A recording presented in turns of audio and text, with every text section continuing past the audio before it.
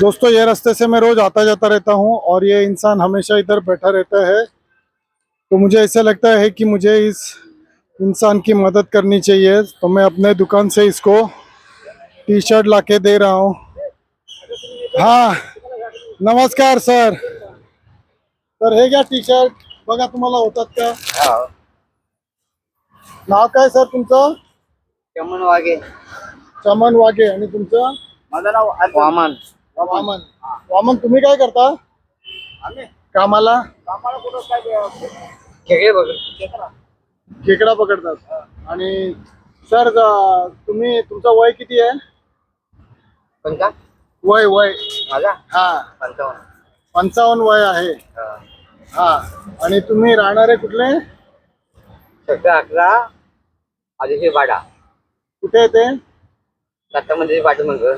अच्छा, म्हणजे नव्या मुंबईचेच आहेत? इथून मी आहे. इथलाच आहे. हा हा हा हा. बरं. आणि तुम्ही इथे किती दिवसापासून बसताय का नेहमी इथेच असता? 20 वर्षापासून राहतो मी. इथेच बसताय का? हो, हा हा हा हा. 20 वर्षापासून राहतो मी. आणि तुम्ही काहीच काम करू शकत नसाल तुम्हाला? नाही ना, मला हात नाही, पाय नाही. हे हा. बघा. बरं. बाकी तुम्हाला काही आजार आहे का दुसरा? बाकी तब्येत व्यवस्थित आहे ना? नाही, तब्येत तब्येत ठीक आहे. आपला दवाखाना सामने आहे. हा. दवा आम्ही दवा देतात. फ्री मध्ये देतात का ते? हा, देतात. देतात का फ्री मध्ये? पण इथे रिपोर्ट मामा साहेब इथून रिपोर्ट देतात ना, गाठवा पटवतात. हा हा हा. गाठवा पडलं बरं. मला. हा हा हा हा. गाठवा पडलं. बरं मग तिथून दवा आणून बरं. आणि मग बाकी अजून काय करता तुम्ही? मग घरी कोण कोण आहे?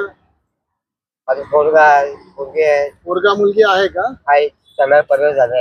हा हा हा हा. पण मी आहे बघा, मी असं म्हणलं मग माझ्या आपल्याला निराम राहून दे मला.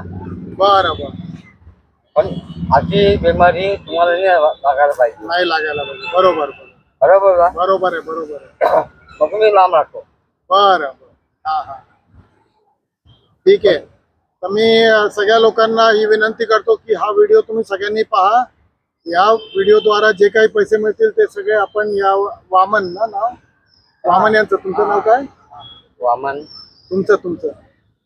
चमन चमन महादेव वाघे.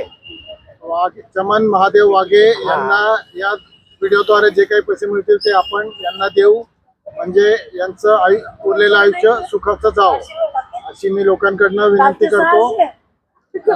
आणि प्रार्थना करतो की सगळ्यांनी यांची मदत करावी.